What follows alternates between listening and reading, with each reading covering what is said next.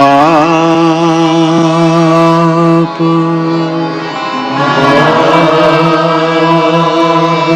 माप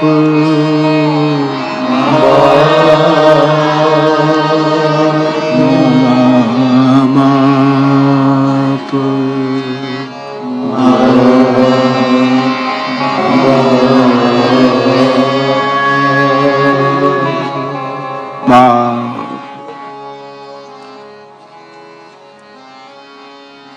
परात्पर ब्रह्म पूर्णावतार भगवान द्वारकाधीश ની આ ભૂમિ યુગોથી જગત મંદિર ઉપર 52 ગજની ધજા ફરકતી રહી છે અને મંદિરમાં વિરાજિત ભગવાન દ્વારકાધીશના ચરણોમાં વંદન કરીને આ ભૂમિને પ્રણામ કરીને આ ભૂમિ પર વૈદિક સનાતન ધર્મની શારદા પીઠ એ પીઠને પ્રણામ કરીને વર્તમાન પીઠાધીશ અનંત શ્રી વિભૂતિત જગતગુરુ ભગવાનના ચરણોમાં પ્રણામ કરી જેમણે જગતમાં ભગવાનના નામનો મહિમા ખૂબ ગાયો ગવડાવ્યો એવા નામ પ્રેમી પૂજ્યપાદ પ્રેમ ભિક્ષુકજી ભગવાનની ચેતનાને પ્રણામ કરીને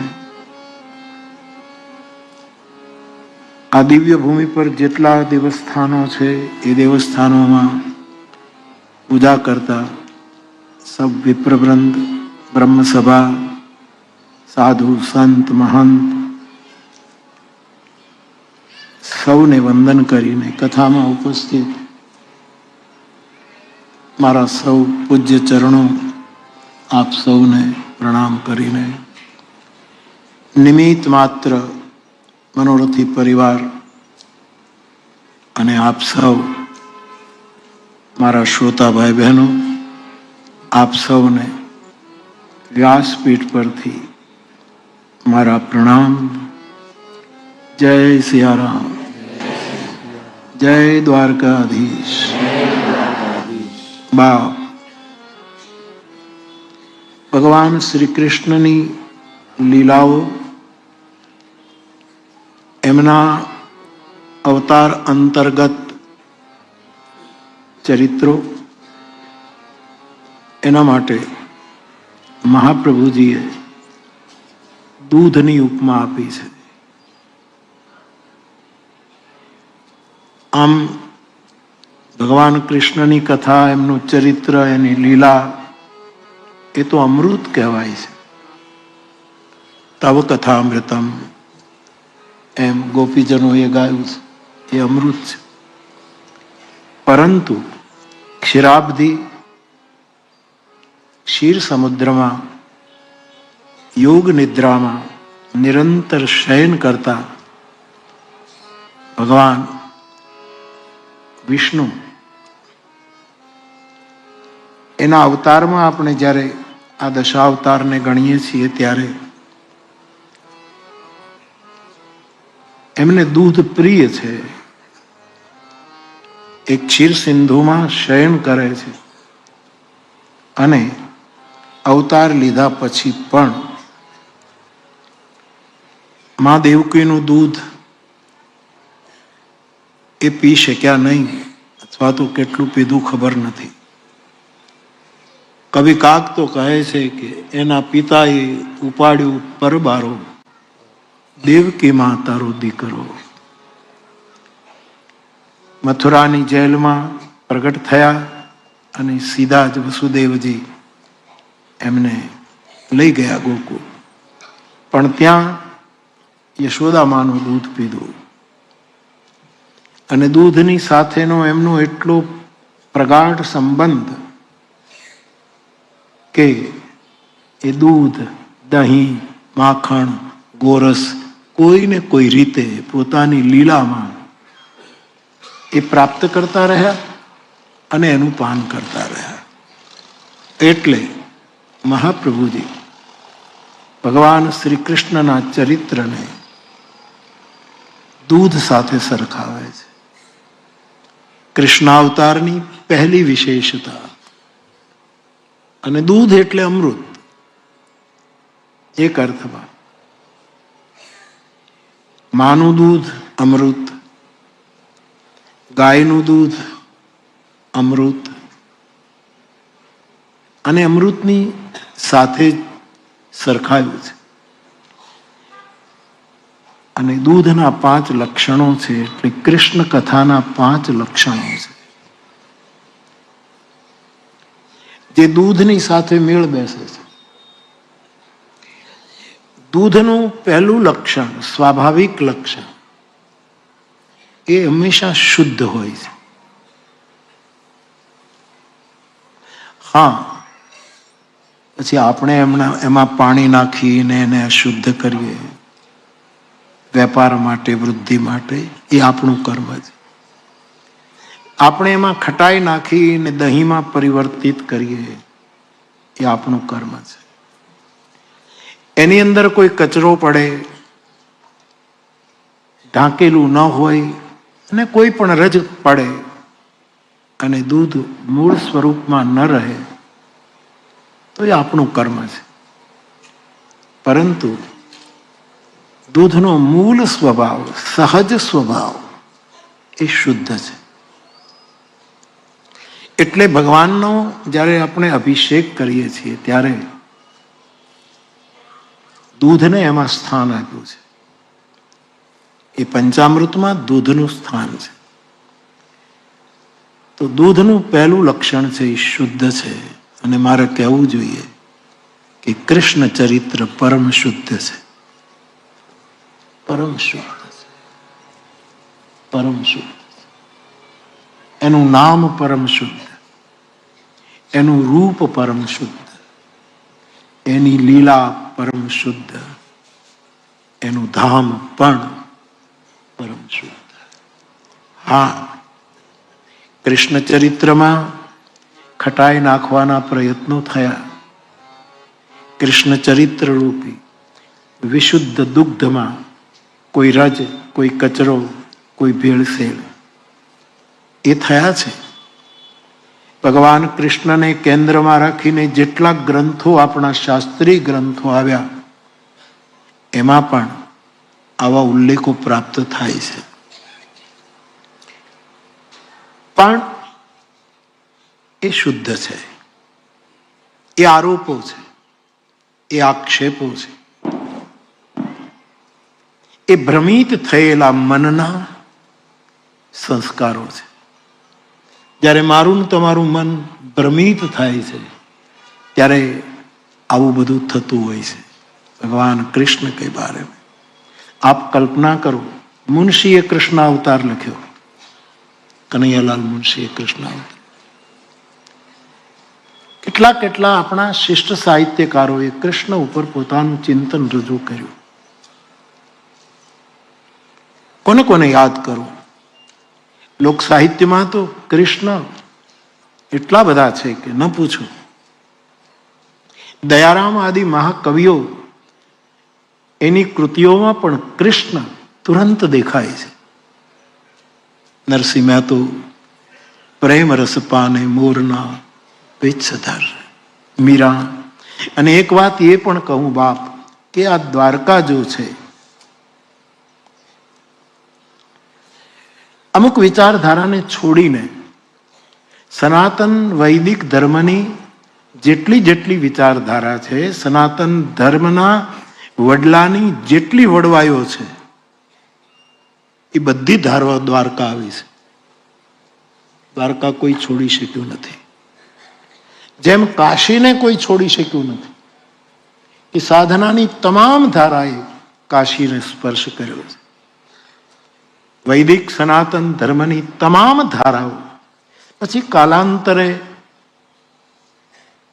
કોઈ ન માને કોઈ જુદી રીતે વિચારે એ એનું કર્મ છે, પરંતુ બધી જ ધારાએ આ ગોમતીમાં સ્નાન કરી અને કૃષ્ણ ચરણમાં મસ્તક નવાયું. અહીંયા કોણ નથી આવ્યું? કોણ નથી આવ્યું? હું ને તમે શતાબ્દીઓ પછી, યુગો પછી આ ભૂમિના સાક્ષી બન્યા છીએ. આ એવી ભૂમિ છે અને એવા ભગવાન કૃષ્ણ માટે ખૂબ લખાયું. જેટલું જેટલું ગુરુ કૃપાથી સ્મરણમાં આવશે હું તમારી સાથે વાત કરતો રહીશ, પરંતુ શુદ્ધ છે. ભગવાન કૃષ્ણ જો એમ કહેતા હોય કે મમૈ વાંશો જીવલોકે જીવભૂતા સનાતના, અને અર્જુન કૃષ્ણને સનાતન કહે છે. સનાતન સ્તમ પુરુષો મતો મેં. કૃષ્ણ સનાતન છે. કૃષ્ણ કહે જીવ પણ સનાતન છે. ગોસ્વામીજી કહે ચેતન અમલ સહજ સુખરાશ. ઈશ્વરનો અંશ હોવાને નાતે આ જીવ પણ શુદ્ધ છે. તો જીવ જો શુદ્ધ હોય તો આપણો બાપ કોઈ દિવસ મલિન હોઈ શકે નહીં. એ પરમ શુદ્ધનું પ્રતીક ભગવાન કૃષ્ણ છે. પુરાણમાં સ્યમંતક મણિની ચોરીનો જ્યારે આક્ષેપ થયો, સત્રાજીત શતધન્વા બે ભાગમાં જ્યારે દ્વારકાની પરિષદ વહેંચાઈ ગઈ હતી, બિલકુલ લોકતંત્રની જ્યાં સ્થાપના થઈ હતી, ઉગ્રસેનની અધ્યક્ષતામાં ભગવાન કૃષ્ણએ કોઈ પદ નહોતું સ્વીકાર્યું. અને છતાંય કેટલાયને એમ થતું હતું કે આ માણસે કોઈ એક સલાહકાર એક કમિટીમાં રહ્યા હશે, રાજ્ય તો દ્વારકાનું ઉગ્રસેનનું છે, પરંતુ છેલ્લો બોલ તો આપણા ગોવિંદનો રહેતો હતો. છેલ્લે એ કહે એ જ સ્વીકારાતું હતું. તેથી એક જ વ્યક્તિ કહે એમ આપણે કરવાનું, આમ કરવાનું, આવું બધું જ થયું હતું.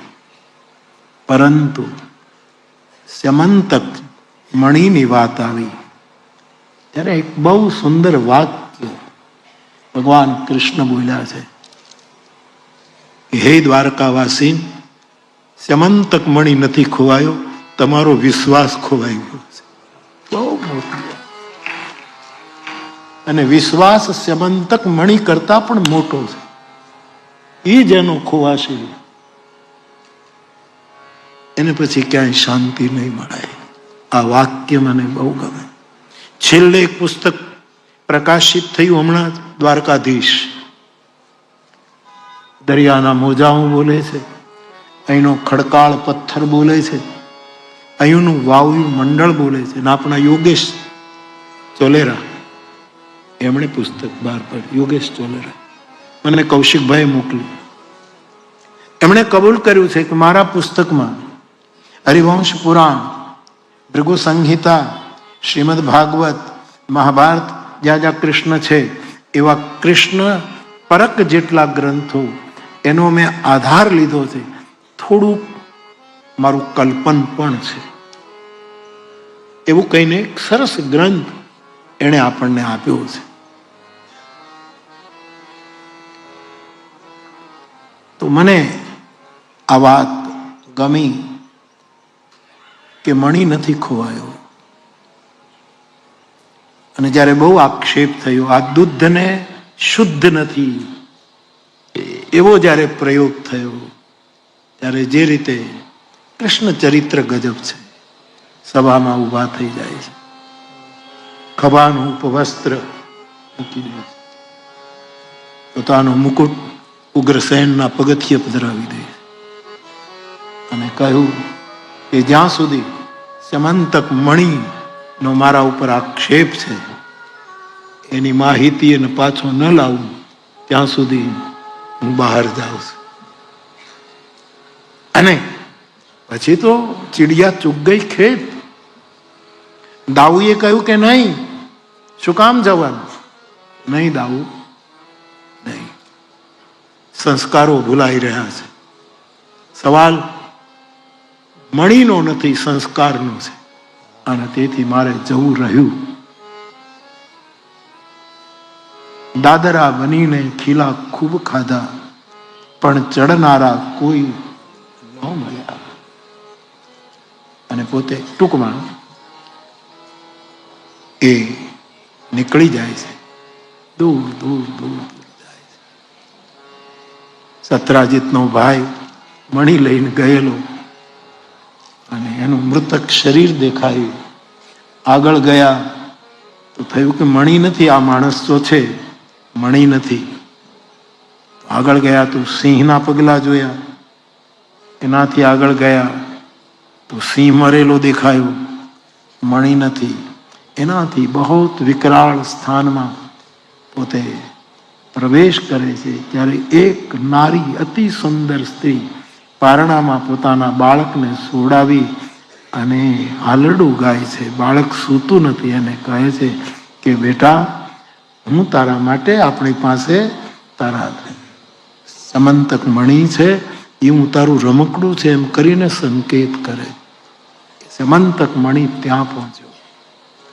જામવંતે સિંહને મારી નાખેલો. જામવંત સુધી કૃષ્ણ પહોંચે છે, પણ જામવંત ઓળખી શકતા. પૂર્વ અવતારનો જે ભક્ત છે એ વર્તમાન અવતારના ઈશ્વરને ઓળખી ન શક્યો અને પડકાર કર્યો છે કે અહીંયા કેમ? પણ બહુ નજીક જવાથી વેમ પણ પડે છે અને બહુ નજીક જવાથી વિશ્વાસ પણ વધે છે. બે ખતરા છે. અત્યંત નજીક જવાથી પછી દોષનું દર્શન થવાનું અને વેમ ઊભો થાય. અને કાં તો યાત્રા સતના માર્ગની હોય તો કબીર સાહેબના શબ્દોમાં વિશ્વાસનો અનુભવ થાય, તો વિશ્વાસ સુધી પહોંચાય. ભગવાન કૃષ્ણ જેમ જેમ નજીક આવે છે એમ જામવંતને ખ્યાલ આવે છે, ઓ આ તો પૂર્વ અવતારનો મારો ભગવાન છે. લડાઈ પણ છે, આપ જાણો છો કથા, બંનેનું યુદ્ધ થાય છે. અને જ્યારે ખબર પડે છે ત્યારે પોતાની પુત્રી કૃષ્ણ સાથે પરણાવી દે છે કે મારા પ્રાયશ્ચિત રૂપે હું મારી દીકરી તમને સમર્પિત કરું છું. આ કથાથી આખી દુનિયા પરિચિત છે. અને પછી મણી પાછો આવે છે. સત્રાજીત આદિને બહુ પસ્તાવો થયો, બહુ દુઃખી થયા. તમે શું કહ્યું? કોની સામે આંગળી ચીંધી? કહ્યું કે એ પણ દુઃખી થાય છે અને પછી એણે પોતાની પુત્રી કૃષ્ણને સમર્પિત કરી. દીકરી તો આપી જ, કથામાં તો દીકરી આપી જ સત્રાજીતે, પરંતુ પોતાની બુદ્ધિની વૃત્તિ કૃષ્ણને અર્પણ કરી. આખી દ્વારકાએ ઉત્સવ મનાવ્યો. આ શુદ્ધ દૂધ શુદ્ધ છે એનો જય જયકાર થયો. ત્યારે કૃષ્ણને બધાએ કહ્યું કે તમે ગજબ કર્યો, તમે મણી લઈ આવ્યા. કૃષ્ણનું ફરી એક વખતનું વાક્ય મને બહુ ગમે, કારણ કે હું વિશ્વાસનો માણસ છું. એટલે એને બાપુ એમ કીધું કે મણી નથી આવ્યો, વિશ્વાસ પાછો આવ્યો છે. મણી નથી આવ્યો. વિશ્વાસની બહુ મોટી કિંમત છે. અને એ વિશ્વાસનું સ્થાપન ત્યારથી આજ સુધી દ્વારકામાં ધજા ફહેરે છે. હજી એ મૂર્તિ, હજી એ સ્વરૂપ. દ્વારકાધીશ માટે શું કહું? એક તો એનું સ્વરૂપ, અને એમાંય અમારા બ્રહ્મ દેવતાઓ, બ્રાહ્મણ દેવતાઓ જે રીતે એને શણગારે છે, ધરાઈએ નહીં સાહેબ. રૂપ જોતા ધરાતા નથી. અને બીજો આપણો સોમનાથ, આ બાજુ નાગેશ્વર, આમ થોડોક જાઉં. હું બહુ ગોપીતા જતો નથી, કારણ કે મારાથી એ સહ્ય નથી. ગયો છું એક બે વખત, ત્યાં બેઠો છું. ગોપીઓના શરીરની માટીને મેં લેપન કર્યું છે, જે વૃદ્ધાંગનાના વિરહનું પ્રતીક છે. આમ જોઈએ તો બેટ દ્વારકા, દાંડી આ દિવ્ય તીર્થ. આપણે ત્યાં 4 શબ્દો છે બાપ. એક છે અયોગ. અયોગ બીજો છે યોગ, ત્રીજો છે વિયોગ,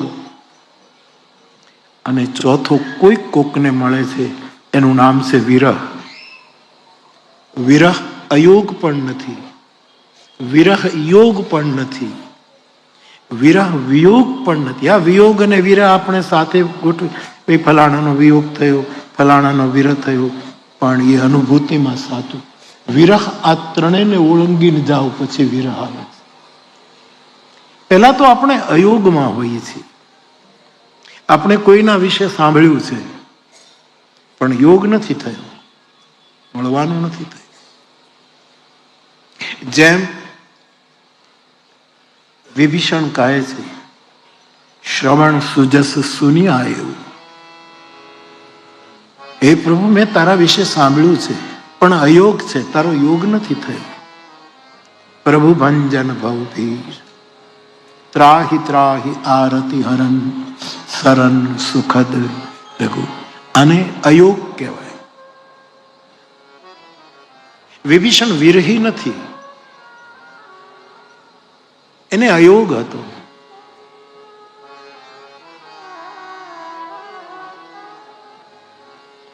મારે કહેવું જોઈએ, રામકથાના આ ગાદી ઉપર બેસીએ ને એટલે આપણો અધિકાર નથી થતો, આપણી જવાબદારી થાય છે.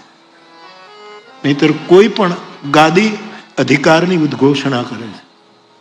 એક વ્યાસપીઠ એવી છે, એક શારદા પીઠ એવી છે, ચારેય આપણી પીઠો એવી છે, અથવા તો આપણા મહાપુરુષોના સ્થાનો એવા છે કે જે પોતાની જવાબદારીને લક્ષ્યમાં રાખે છે. અધિકારની ઉદ્ઘોષણા કોઈ દિવસ, યદ્યપિ ધારે તો એનો બધો જ અધિકાર છે, જવાબદારી કોઈ પણ ધર્મસ્થાન હોય એની પીઠમાં આપણું, હું તો વ્યાસપીઠ ઉપર બેઠો છું એટલે આ જવાબદારી છે, આ અધિકાર નથી. સત્તા પણ દુનિયા આખીની સત્તા પણ જવાબદારીના રૂપમાં હોવી જોઈએ, અધિકારના રૂપમાં નહીં હોવી જોઈએ. જ્યારે સત્તા અધિકારના રૂપમાં આવે છે ત્યારે આખા જગતમાં યુદ્ધો શરૂ થાય છે, સંઘર્ષો શરૂ થાય, રક્તપાત શરૂ થાય. તો મારે કહેવું જોઈએ એક રામકથાના ગાયક તરીકે આપના આશીર્વાદ કે હનુમાનજીને પણ વિરહ નથી થયો, અયોગ હતો. હનુમાનજી વિરહી નથી, ખાસ યાદ રાખે બાપુ, એને વિરહ નથી.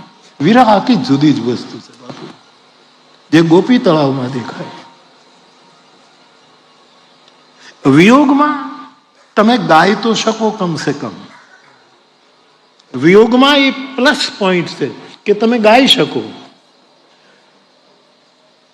વિરહમાં એ વસ્તુ નથી બાપુ. ગોપીઓ જ્યારે વિયોગમાં હતી ત્યારે એને ખૂબ ગાયું,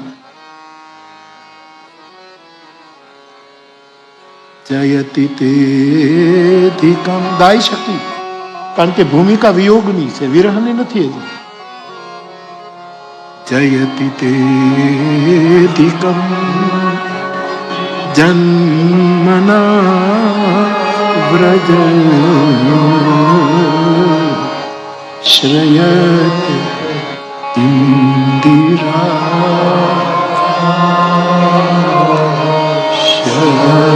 શસ્વદ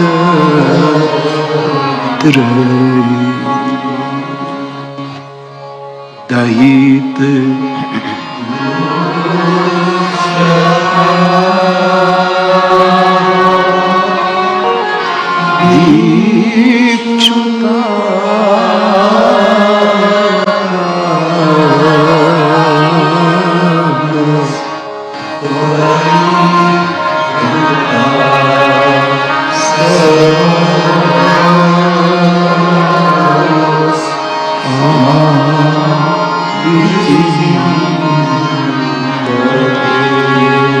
કૃષ્ણનો યોગ થયો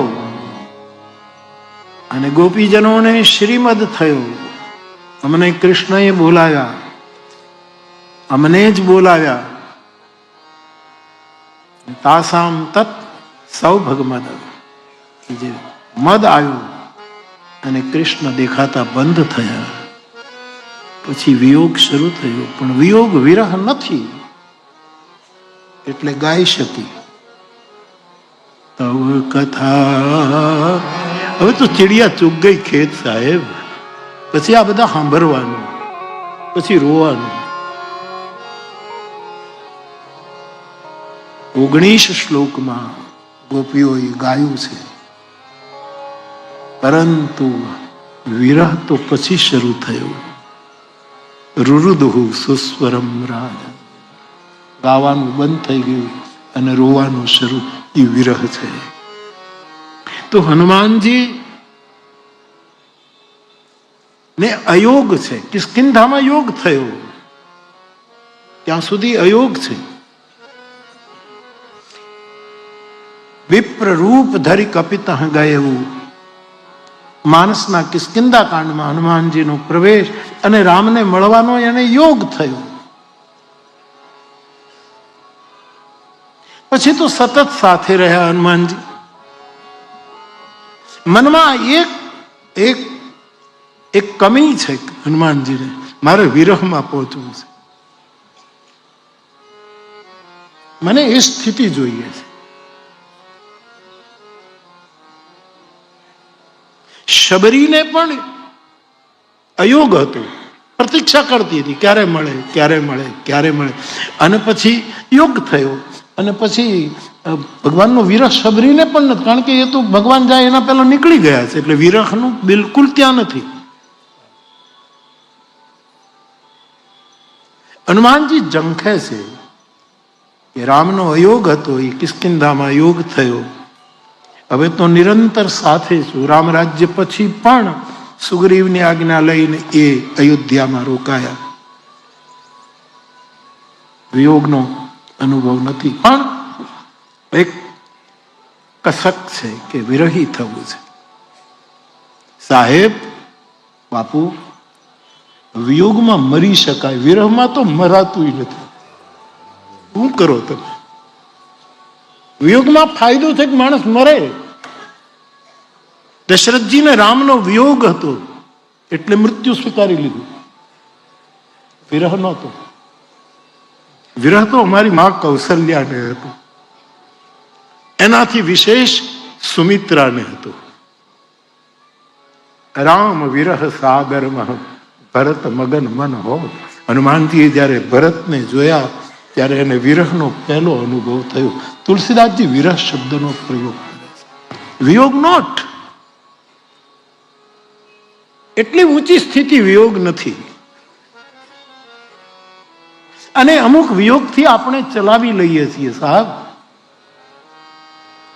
આપણા પાડોશમાં સોસાયટીમાં એક ભાઈનું બંગલો હોય, એ 4 બેડરૂમનો હોય, અને આપણું એક નાનકડું એવું ઘર હોય, એમાં 2 જ રૂમ હોય, તો આપણને 2 રૂમનો વિયોગ થયો છે.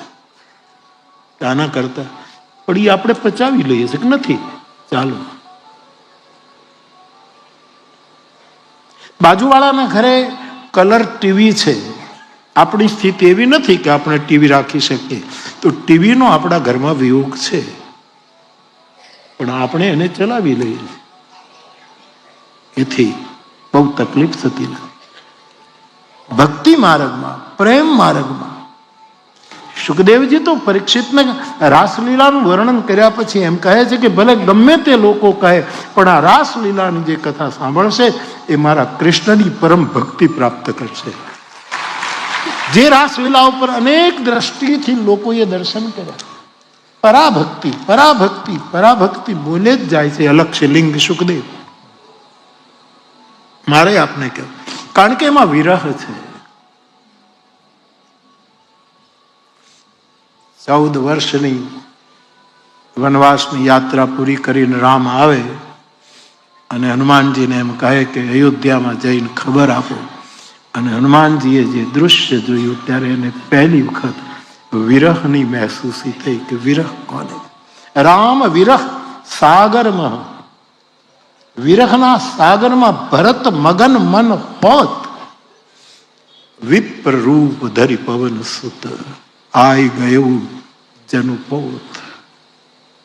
અને મને કોઈ પૂછે, કારણ વગર પૂછતાય નહીં, પણ એ બાપુએ કીધું છે એટલે ખોટું પૂછે કરવાની જરૂર નથી. પણ કોઈ પૂછે એ ભરતના ચરિત્રનું સૌથી વધારે શ્રેષ્ઠ સ્થિતિ તલગાજરડાને કઈ ગમે? બેઠ દેખી કુશાસન જટા મુકુટ કૃષગાત રામ રામ રઘુપતિ જગત શ્રવત નયન જલ જાત. આ છે હનુમાનજીએ જોયું કે વીરા કોને કહેવાય. કુશાસન ઉપર ભરતજી બેઠા છે, જટા મુકુટ, નીચે જમીન ઉપર જીવે છે, જમીન ઉપર સૂવે છે. કોઈને ખબર નથી કે કુટિયાના ખાડામાં એ પર્ણશાલામાં ભરત કેમ જિંદગી જીવે છે. જટા મુકુટ કૃષગાત, જટાનો મુકુટ, શરીર સાવ સુકાતું જાય છે ધીરે ધીરે.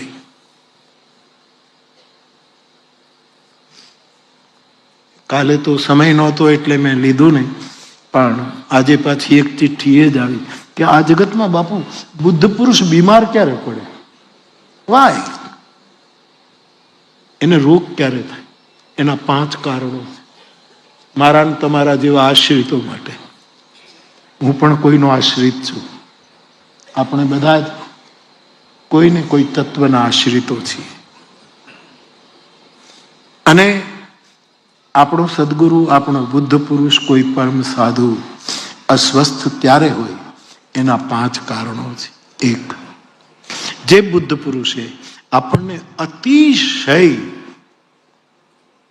આનંદ અને રસથી ભરી દીધા હોય એનું કયું જ્યારે આપણે ન કરીએ, ત્યારે એ ફરિયાદ ન કરે, પણ અંતે તો 5 ભૌતિક શરીર હોય છે. લોક સંગ્રહ માટે મનને પકડી રાખવું પડતું હોય છે. યદ્યપિ એ મનથી મુક્ત હોય છે, પણ બ્રહ્માનંદજી તો કહે છે ત્રિગુણાતીત ફિરત તનુ ત્યાગી. એની ગુણાતીત અવસ્થા હોય છે. પણ જ્યારે આશ્રિત એનાથી વિપરીત વર્તન કરવા માંડે, એના નામનો લાભ લેવા માંડે, એના નામે ઘણું ઘણું ચલાવવા માંડે, એ જ વાત જ્યારે એના સદગુરુને પ્રાપ્ત થાય ત્યારે કોને કહેવું, કોને કહેવું, ક્યાં કહેવું?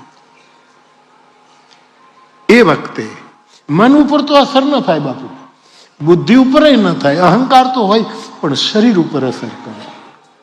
શરીરને પછી એની આ પહેલું કામ. મારા ને તમારા જેવા આશ્રિતો એ બહુ સાવધાન રહેવાનું. હું તો એમ કહું છું કે કાં તો કોઈના આશ્રય થવું નહીં, અને આશ્રય થવું બહુ જ મોટી જવાબદારી છે. બીજું કારણ, લોક મંગલ માટે જેણે પોતાની આયુષ્ય શરીરની મર્યાદા કરતા પણ અનેક ગણું ઘસી નાખ્યું હોય, સંભવ છે ઉત્તરાવસ્થામાં અસ્વસ્થતા પેદા થાય. લોક સંગ્રહ માટે, લોક કલ્યાણ માટે, જગત માટે. ફરી વખત બ્રહ્માનંદ સ્વામીને યાદ કરવું. ફિરત તનુ ત્યાગી. શરીર પાછળ રહી જાય અને એની યાત્રા આગળ નીકળી જાય. મન પણ એની સાથે દોડી ન શકે એટલું શરીર દોડે લોક મંગલ માટે. શું પંક્તિ છે? ફિરત તનુ આગળ. ગુણાતીત, ત્રિગુણાતીત ફિરત તનુ ત્યાગી, અને રીત જગત સે न्यारी. ब्रह्मानंद संतन की सोबत मिलत है प्रगट मुरारी. જગતમાં સંત પરમ હિતકારી. આ બીજું લક્ષણ છે. શરીરની એક સીમા છે. આ એક કારણ સદગુરુઓના દર્શન કરતા દેખાય છે કે આ કારણ હોઈ શકે.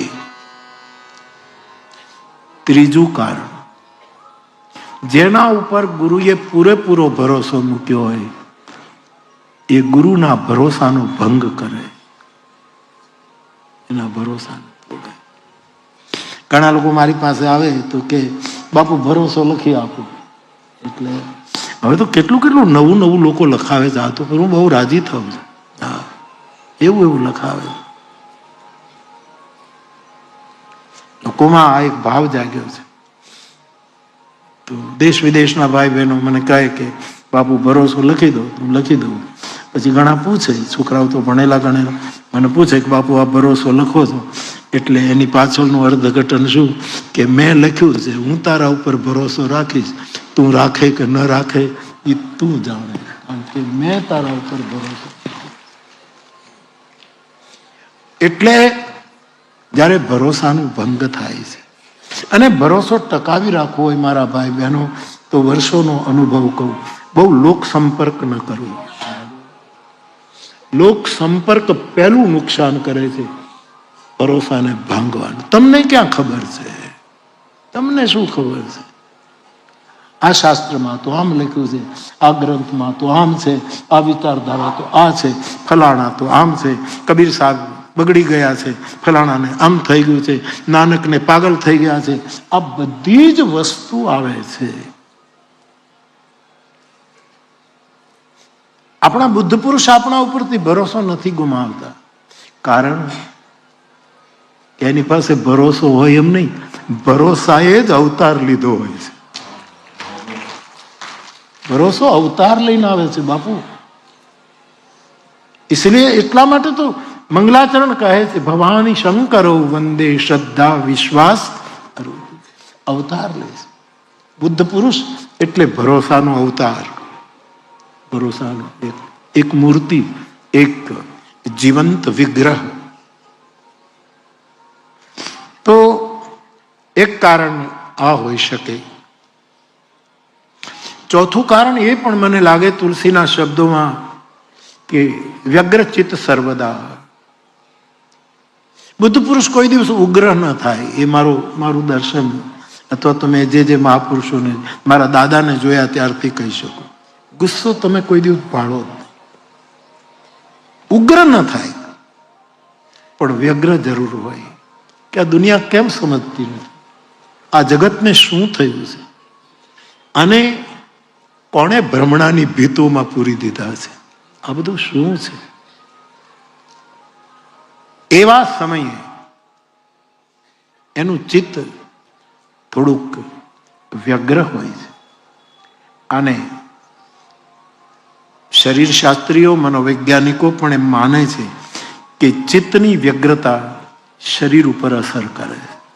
પછી શરીર ઉપર જેનો ચિત્તને જેણે બોધ નથી આપ્યો, અથવા તો ચિત્તનો યોગની ભાષામાં ચિત્તનો જે નિરોધ નથી કરી શકે, યદ્યપિ મેં નિરોધમાં નથી જતો, હું તો બોધની વાત કરું, એવા સમયે પણ અસ્વસ્થ સ્થિતિ ઊભી થતી હોય. પાંચમું અને છેલ્લું, બળદગાડાની સાથે બળદ જોડેલા હોય ત્યાં સુધી બળદગાડાને કોઈ તકલીફ નથી, પણ બળદગાડાના બળદ છૂટી જાય અને આમ પછી બળદગાડું કયા ખાડામાં પડે કાંઈ, એમ જે આદમી દેહાતીત થઈ ગયો, શરીરનો ચાલક તત્વ આત્માથી દેહને જેને જુદો કરી દીધો. ચાલક તત્વ આત્મા છે. આત્મા એટલે પરમાત્મા, ભગવાન કૃષ્ણ. ફરી એક વખત મય્યધ્યક્ષેણ પ્રકૃતિ સૂયતે સચરાચરમ, હું આ સમગ્ર પ્રકૃતિનો અધ્યક્ષ છું, મારા દ્વારા બધું. એ જે દેહ અને આત્મા જેનો ભિન્ન થયો, પછી શરીર આમ જેમ બળદગાડું આમ જાય તેમ જાય તેમ જાય, એમ શરીર પેલું થતું હોય છે. તો હું આપને એ નિવેદન કરું છું કે ભરતની સ્થિતિ તમે જુઓ, બેઠેલા છે, જટા મુકુટ કૃષગાત, જટાનું મુકુટ, શરીર ધીરે ધીરે સુકાતું જ જાય છે, અને અખંડ રામ રામ રઘુપતિ જપત શ્રવત, આંખમાંથી આંસુડા અટકતા જ નથી. આ છે પીરા.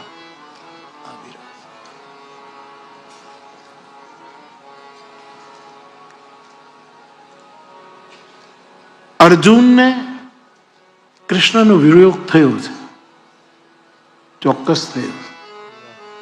જ્યારે ભગવાન દ્વારકા છોડીને પ્રભાસ પધાર્યા અને અર્જુનને કહ્યું કે અહીંથી બધાને લઈને વ્રજ પહોંચાડજો. એને વિયોગ ખટક્યો છે, અવશ્ય ખટક્યો છે, પણ અર્જુન મૃત્યુ નથી પામતો. અર્જુન જીવે છે અને એને અસર થઈ કે પેલા એ રસ્તામાં આટલા ધનુર્ધરને ગાંડી ધારીને લૂંટી લીધા. પણ મારે કહેવું જોઈએ કે કૃષ્ણના એક બીજા સખા ઉદ્ધવ, એને વિયોગ નથી, એને વિરહ થયો. એ રડતા રડતા વ્રત છોડી મથુરા પહોંચ્યા છે.